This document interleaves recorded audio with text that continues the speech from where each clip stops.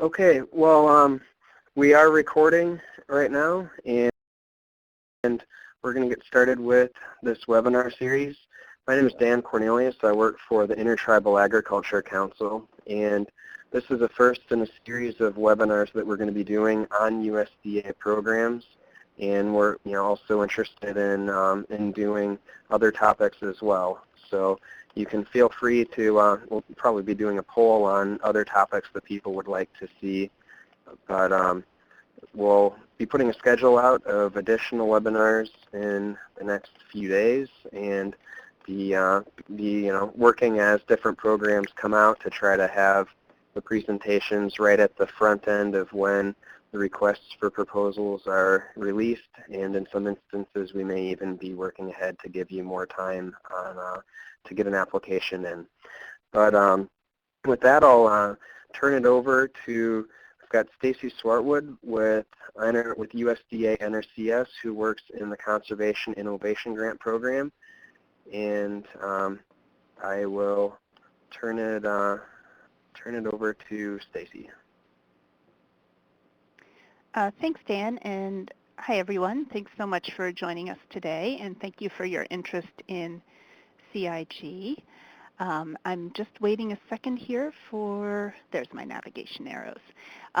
So we released, let me start with our contacts. So I am the National Conservation Innovation Grants Program Analyst. Gregorio Cruz is our National Program Manager. Yes. He's on detail until March 1st and possibly a little bit longer, so I'll be your primary contact for the competition. And equally important, if not more so, is your acquisition division contact. That's Frankie Comfort. He's the grants and agreement specialist who will be providing responses to any administrative questions that you might have. So the funding opportunity. The fiscal year 2015 announcement for program funding for CIG was published on January 26, 2015. There are two ways you can access that APF. One is through grants.gov, and the other is on our website. You can use the link on this slide, or you can also just use your favorite search engine and type in NRCS space CIG, and it should be the first page that pops up. Just a little bit of background on the authority behind the program. CIG was authorized as part of the Environmental Quality Incentives Program, or EQIP, under the Food Security Act of 1985, the Farm Security and Rural Investment Act of 2002, the Food Conservation and Energy Act of 2008, and again under the Agricultural Act of 2014. CIG is a voluntary competitive program. It's intended to stimulate the development and adoption of innovative conservation approaches and technologies and leverage federal investment in environmental enhancement and protection in conjunction with agricultural production. That is the key, that in conjunction with agricultural production. That's the nexus between USDA and the Natural Resources Conservation Service and Conservation Innovation Grants. The purpose of the program is to demonstrate potentially innovative technology and or approaches. But please keep in mind that CIG does not fund research, with the exception of on-farm conservation research, which was added to the authority under the 2014 Farm Bill. So CIG is not intended for bench or basic research phases. It may work for the application phase, and it's definitely okay for the commercialization phase. Regarding applicant eligibility under CIG, EQIP funds are used to award competitive grants to non-federal governmental, non-governmental organizations, federally recognized Indian tribes, and individuals. In summary, pretty much anyone except for a federal government entity is eligible to apply for CIG. And here's a list to give you some more ideas of the entities that are eligible. I'm not going to read through all of these. Certainly, if you're wondering, you can refer back, but Native American tribal governments, those that are federally recognized, and Native American tribal organizations are both good examples of entities that are eligible to apply for CIG. Applications are accepted from all 50 states, the Caribbean area, the Pacific Islands area, and Washington, D.C. To be eligible for CIG, projects must involve producers who meet the Environmental Quality Incentives Program eligibility requirements. That being said, participating producers are not required to have an EQIP contract. This slide provides a short summary of some of the basics of EQIP eligibility. It is not exhaustive, but it does list some of the key criteria. That includes compliance with the highly erodible land and wetland conservation provisions, having an interest in a farming operation, having control of the land for the term of the proposed contract period. This comes into effect if a conservation practice is being implemented. It would certainly apply for the activities proposed under any projects that are submitted for CIG funding. And the average adjusted gross income of the individual joint operation or legal entity may not exceed $900,000, or else the $450,000 payment limitation comes into play. Many of the verification documents will require that the producer have current records established with the Farm Service Agency, or require that the producer establish new records for the purpose of EQIP contracts. Moving on to matching funds. Applicants must provide non-federal funding or matching funds for at least 50% of the project cost. That's a minimum 1-to-1 ratio for each federal dollar requested. New this year, funds used to meet this matching requirement may come from cash and or in-kind resources. All that being said, we understand that these are preliminary figures at this point. If the application is approved for full submission, there may be differences once the full details of the budget are developed. So here's an example or two. If a total project cost is proposed at $200,000 and the CIG contribution request is $100,000, the applicant's contribution would also be $100,000 from in-kind and or cash resources. On the other hand, if the total project cost proposed is $2.5 million, the maximum CIG contribution would be $1 million, and the applicant's contribution would be $1.5 million. For the national component in fiscal year 2015, NRCS is making available $20 million to support CIG. As mentioned on the last slide, the maximum award amount for any project will not exceed $1 million. And CIG will fund single and multi-year projects not to exceed 3 years. There is also a state component of CIG that may be offered at the discretion of each state conservationist. Those projects are often more limited in geographic scope and have a cost cap of $75,000 for the federal contribution. So here's a little overview of how the CIG competition process works. We start out with the funding allocation. The chief makes a determination of how much will be offered, and he determined this year that it would be $20 million. We release the solicitation APF, which is where we are right now in the application period for pre-proposals only. When the competition closes on February 24th, we will start reviewing the pre-proposals for basic eligibility. Applicants are only in competition with themselves in order to establish that they are fully addressing all of the requirements in the announcement for program funding and that their project does comply with the definition of innovative and the topics that the agency is requesting that applicants address. Once that review is completed, we anticipate by April 1st being able to notify pre-proposal applicants of whether or not they meet the eligibility requirements and issue invitations to submit a full proposal. Those proposals will be due on April 30th. Once they are submitted, they will be evaluated by technical peer reviewers.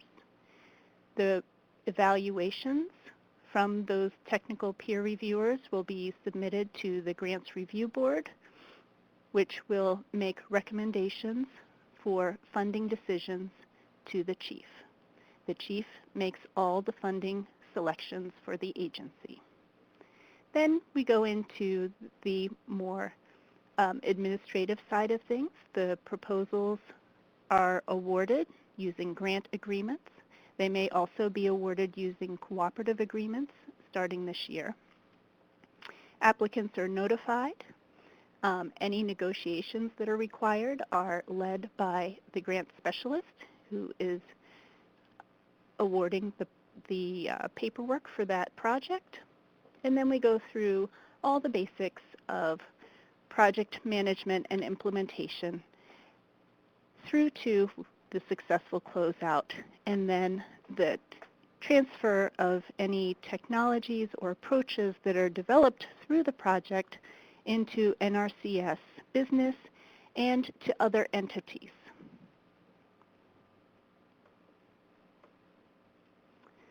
To recap, the pre-proposal deadline is February 24th. We will be providing pre-proposal determination notifications by April 1st, and the full proposal submission deadline for invited applicants will be April 30th. Now to the nuts and bolts. For the pre-proposal items, there are 3 basic elements. The first is the application form. This is the standard Form 424 application for federal assistance. Applicants must use this document as the cover sheet for each project application. Be sure to include an email address in the contact information because this is the way that we will be contacting applicants to inform them of their pre-proposal decision and invitation to submit full proposals. The second element is the project summary. It's limited to 3 pages maximum and must include the items listed on this slide. A couple of things that I wanted to point out. Item B, the funding pool, primary category, and topic for consideration must be provided. In the full proposal stage, this will determine the technical peer review panel that evaluates the project. Changes can be made from pre-proposal to full proposal, but this is the basic starting point.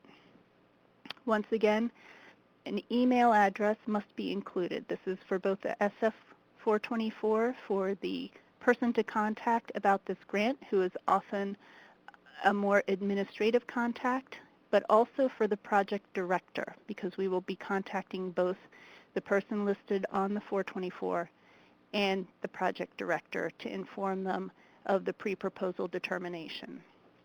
And finally, the description of EQIP eligible producer involvement must include the type and level of involvement in the project. The final item is the budget information. This is the standard Form 424A, budget information for non-construction programs, in which all the spaces as appropriate must be filled in.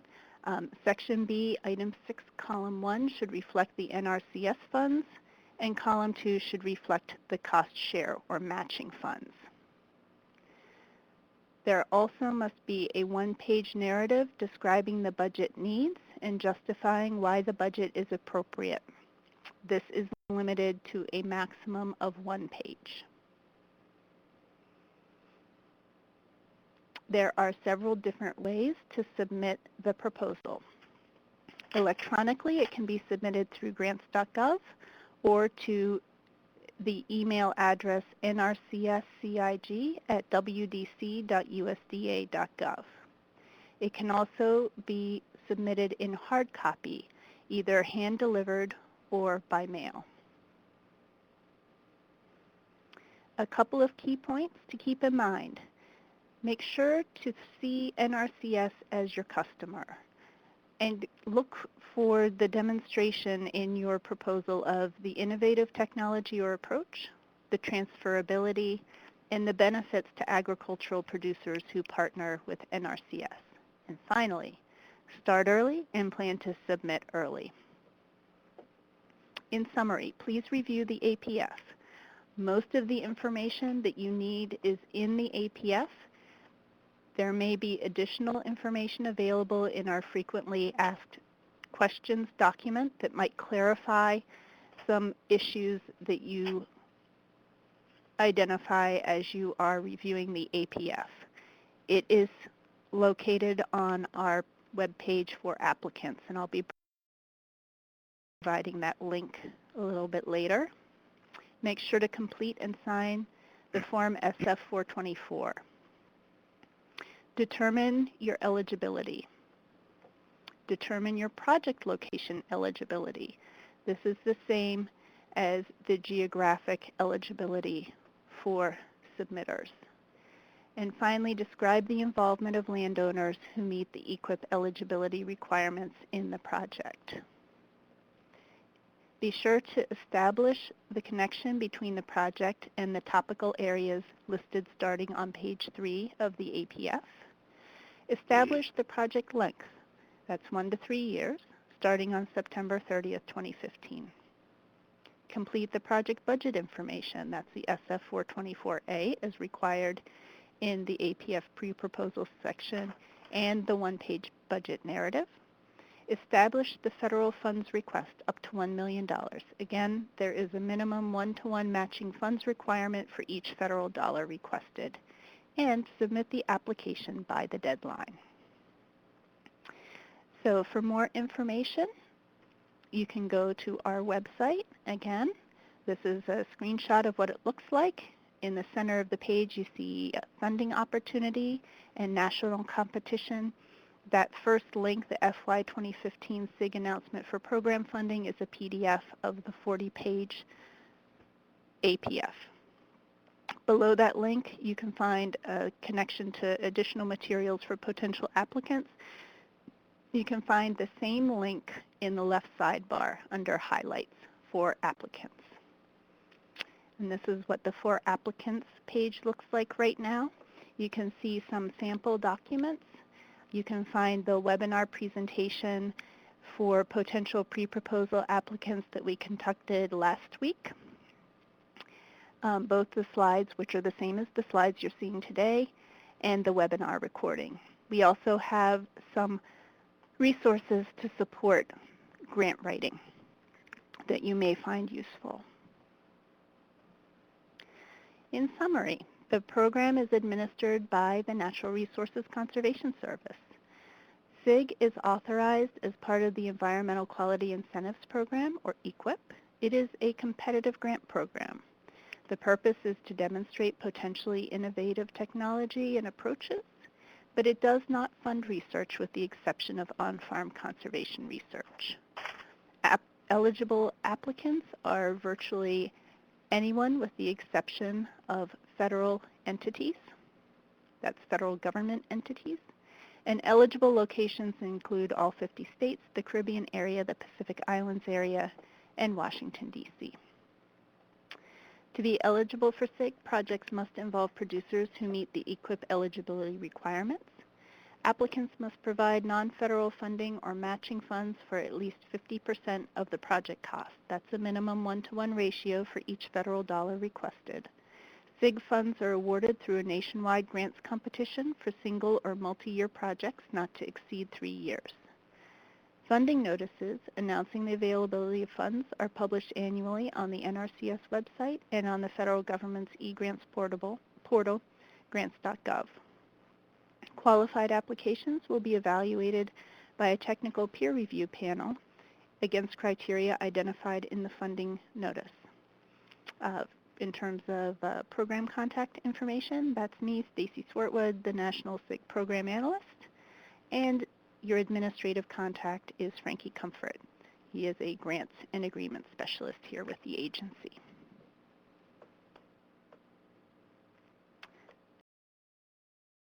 And with that, I'm going to go ahead and turn it back over to Dan. Okay, so one of the things that for this series is, and this is the first webinar that we've done in the series. We did do one webinar on 2501 in the fall, but we really want, as we're moving forward, to really put an increased emphasis on highlighting the tribal success stories of how different tribes and producers have used these. So here are 3 of them from the last round of funding that were tribal projects. Do we have Lisa from ITBC on the phone with us? Yeah, sorry, I was muted. Lisa, did you want to give a little okay? bit of a... Yeah, we can hear you. Did you want to give a little bit of a background on your guys' project? Sure. Let me turn my speaker off here for a second.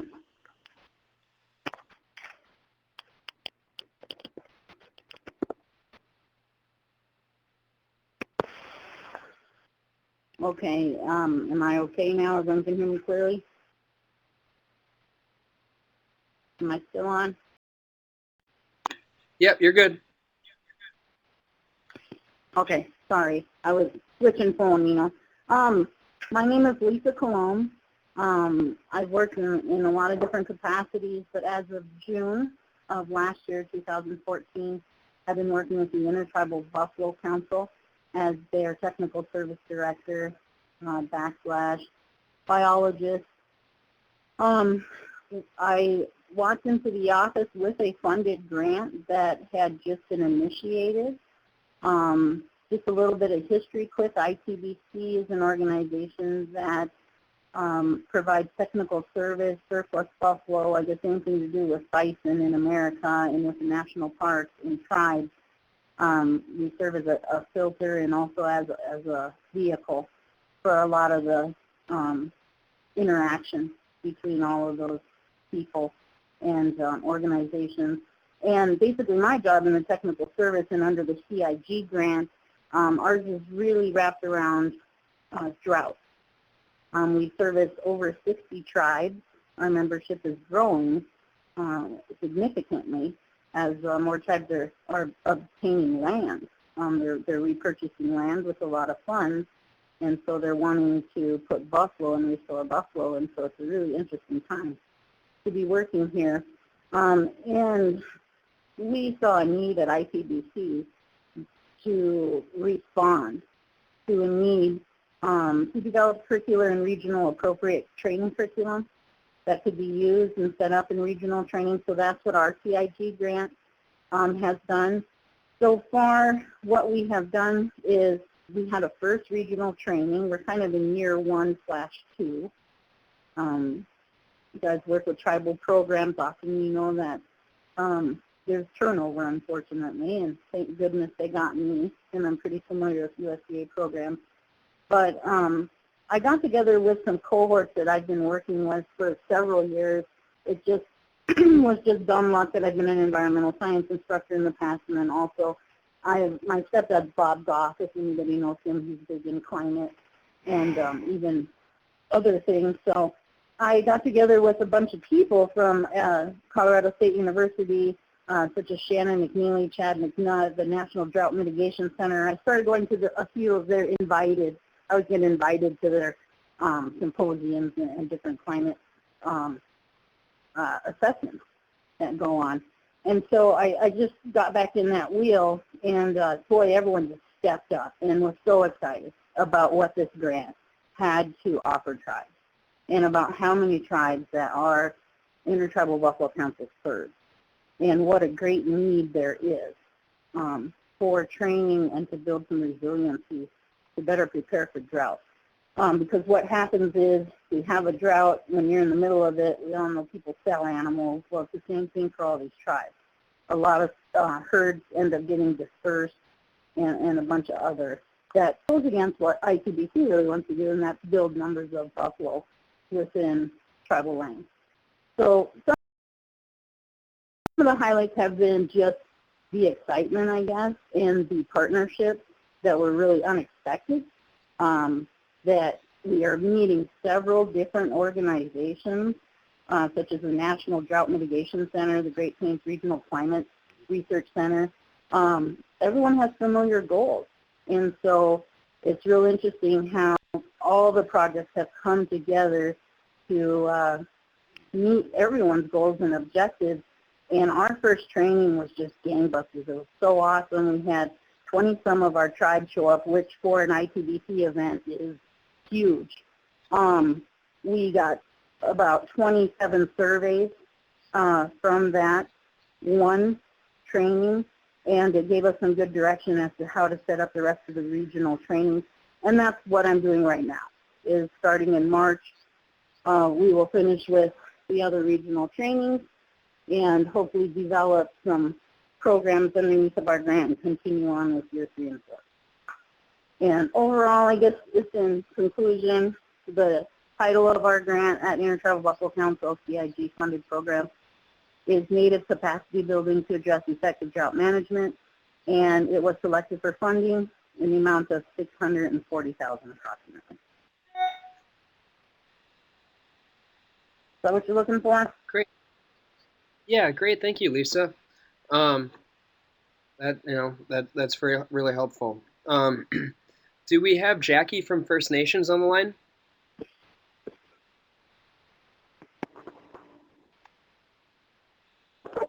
Well, I know that they had a training going on today. Jackie, you there? Well, I know First Nations had gotten about a $68,000 grant for doing conservation planning with Navajo producers, and one of the other big ones from 2014 was the Copper River Atna, the Intertribal Resource Conservation District got a large one to really focus on the wildlife habitat, forest management, and and working on improving the coordination of that management. So we wanted to highlight these ones as a couple of examples of tribal projects just in the last round of funding that were successful. If you go to the program website, it's on that page. There's a link, and you can search for all of the different funded programs and projects over the past several years. So that's a good starting point if you've got a concept of what you're thinking of doing, to look at some of the other ones that have worked in the past and maybe get some insights and ideas of how you could best structure your proposal. So with that, I'll turn it back to Stacy for questions.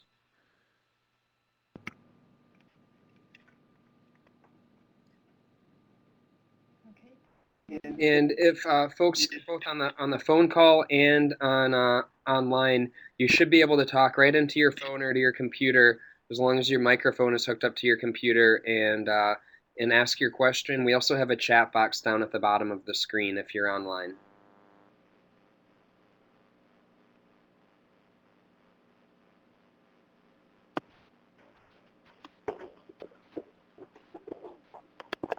Wow, so maybe we did a great job. I have one question. This is Lisa.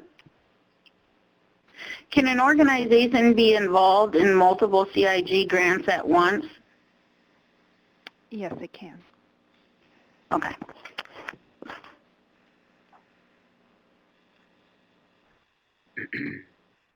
We do have a couple of questions that are coming in on the chat box.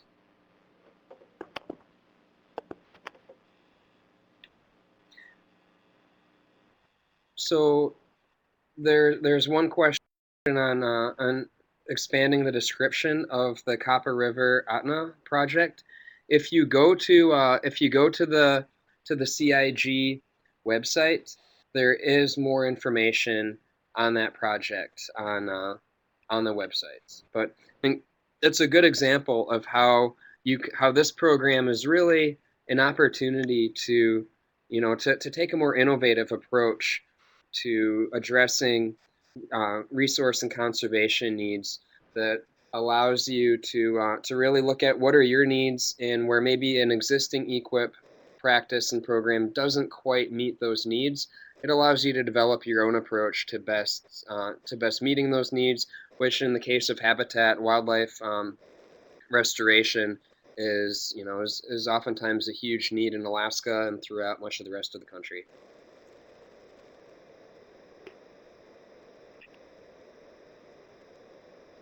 A couple more questions. It seems like are coming in on the chat.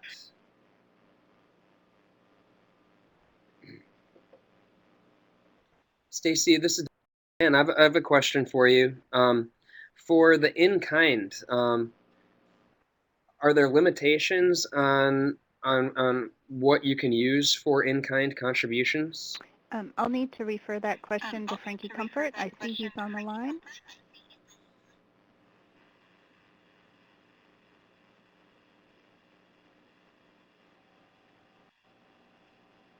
Frankie, you might be muted. Frankie, you might need to, if you can hear us, you might need to just click on the microphone at the top bar of your screen, and just connect it to your computer. We'll give you the sound access.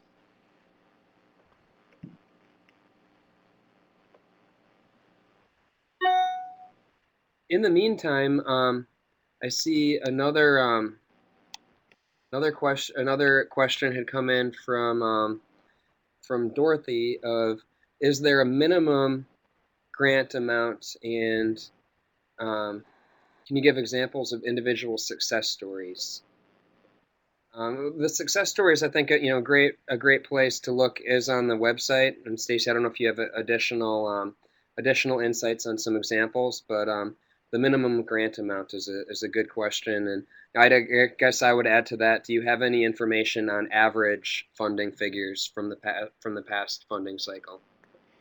So there really isn't a minimum grant amount, but we certainly encourage folks to consider the scope of the requirements of the announcement for program funding and putting together a realistic budget that will allow them to accomplish the activities that they're proposing. Regarding success stories, we have a couple of items that folks might want to look at in addition to the project search tool. There's also an integration document that folks might want to review. That's also on our main homepage, a little bit farther down the page. We've got a couple other questions that have come in. One is, how is land valued as an in-kind contribution? Is it per acre? And overall, how is the valuation calculated?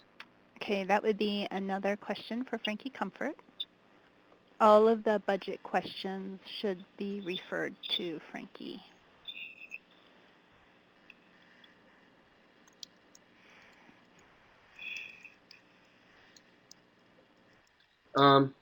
We have another question. This is actually for Lisa with ITBC.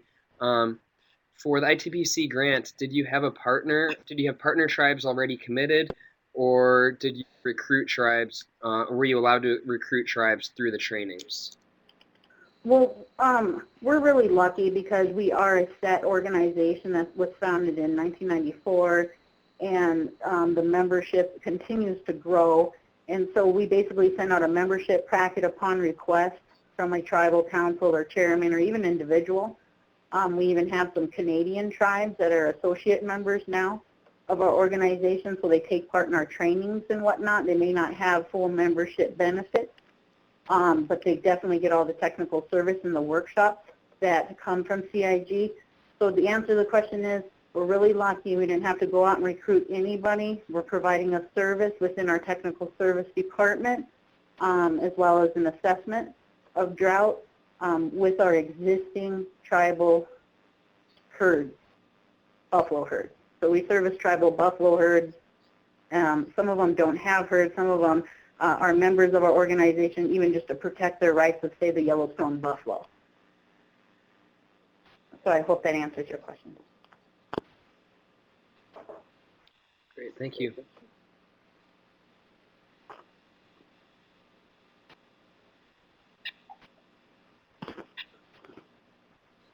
A follow-up question for ITBC. Does ITBC automatically qualify for NRCS EQIP? Well, I read the grant. I didn't have the opportunity, unfortunately, of helping write the grant, which is fine.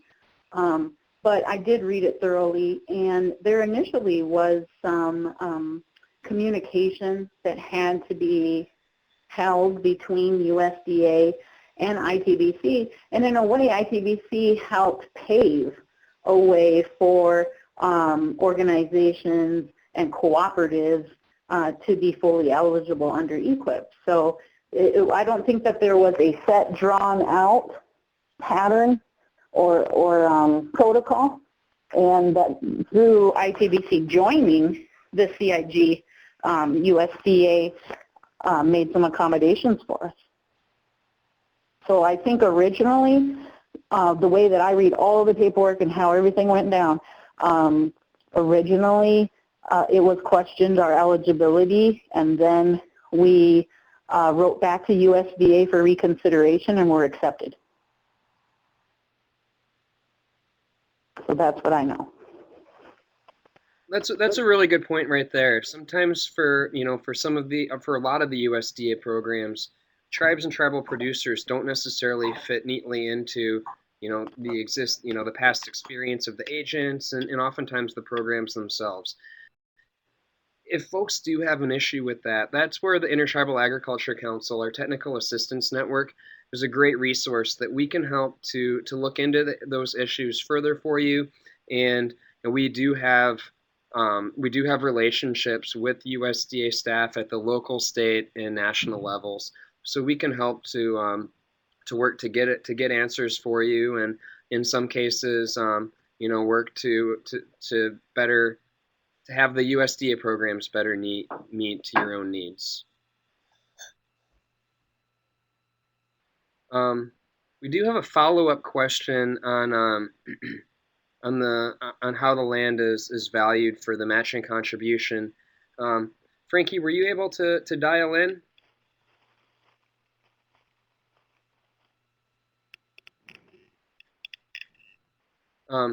If you do look, it might not be a microphone. It might look kind of like a phone. Right at the top there's a drop down, and you should be able to select microphone and talk right into the microphone, or you can call in at 866-614-2162, code 987-114-7244, and that's in the chat box down below.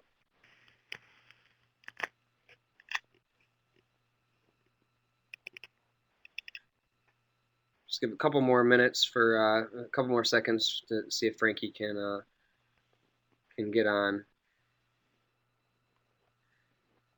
And Lisa, we'll work on getting you a follow-up answer on that if we can't get Frankie on. But generally for evaluation, USDA is going to be looking at what is a reasonable market valuation. So if you have go ahead. I actually, Dan, used to work for USDA NRCS, and I actually helped put all the 1996, 97, 98, 99 CRP and WRP for several counties in South Dakota in. And so I was in charge of calculating rental rates, and value. And how they do that is basically through your USDA soil map. So you can go on to, basically type in a Google bar, NRCS soil map, and get an area plotted, if you're fairly technical, and look at what your soil is mapped as. And you can go and call, and calculate it'll calculate out even total number of acres for you. And then you can even call a realtor and ask what those soils bring in terms of agricultural property for rates in your county. I don't know if you're looking for that for kind of answer, but. Oh, that's thank you, Lisa. That's great information, and we'll work on getting follow up. I do see that Frankie had asked if we could forward the email regarding the land in kind. Frankie, would you mind typing your email address down in the comment box, in the chat box there?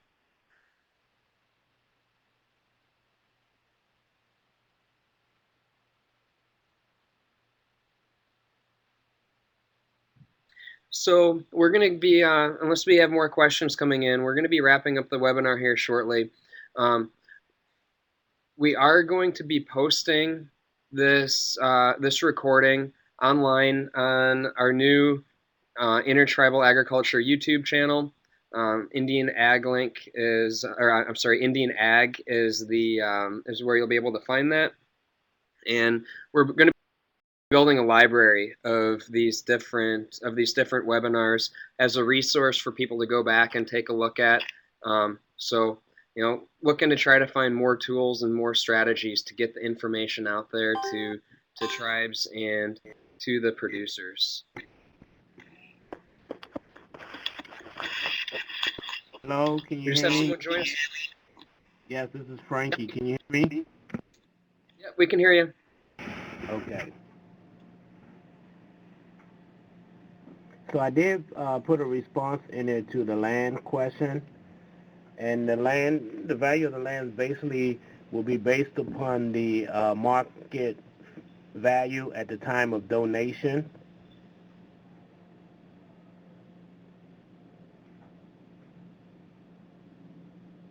Okay. And Lisa had given some additional information on how her experience with the USDA and how they had done the valuation, and that might be a topic to address in a future webinar, going into more detail on how those valuations are calculated by USDA. We have a follow-up question from Eric Giles. Do intertribal organizations have to meet EQIP eligibility criteria?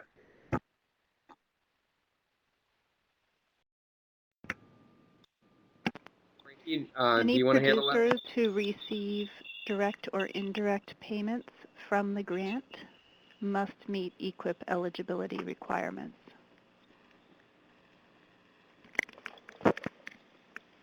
Go. Okay, well, I'd like to thank Stacy and Frankie and other USDA staff who had helped to put together this webinar.